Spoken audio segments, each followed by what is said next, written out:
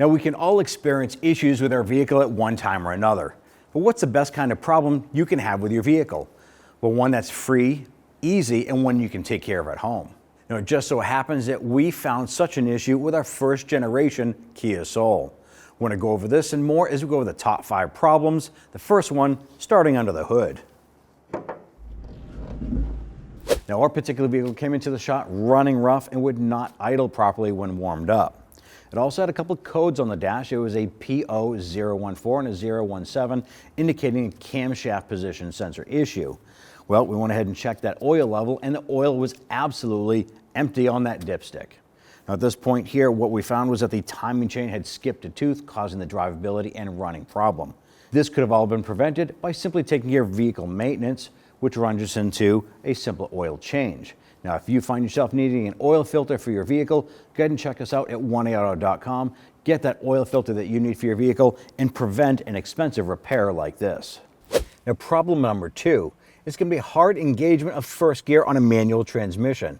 Now, yes, our vehicle has an automatic shifter. However, we found when replacing the shifter skirt, which is found at the base of the shifter arm, with a revised version, we'll go ahead and solve that hard engagement, get you back on the road, shifting perfect.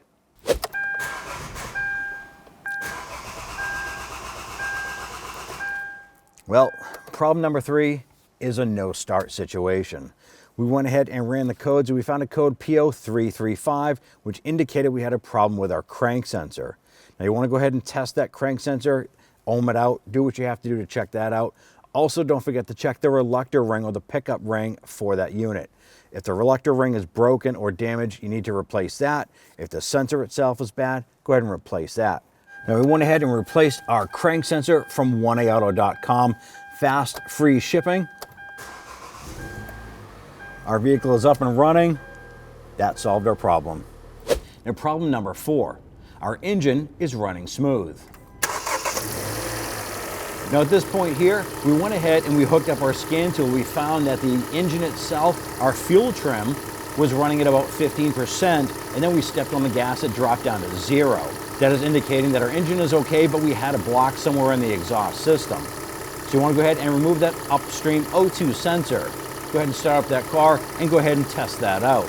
Now, if it does fix the problem, we recommend that you go ahead and replace that catalytic converter, and highly recommend to do the O2 sensors at the same time. That should solve your problem. Problem number 5, and the one you've been waiting for. Your center console cluster here with your radio, CD player, and nav completely shut down. It's all black and not operating. Let's go ahead and show you how to fix this one. So what's technically happening is you're having a software glitch in the vehicle. What you want to do is perform a hard reset. Well, how are you going to do that? Simple. Go ahead and disconnect the ground terminal on your battery. Leave it disconnected for about 15 minutes. Reconnect it, and that should solve all your problems.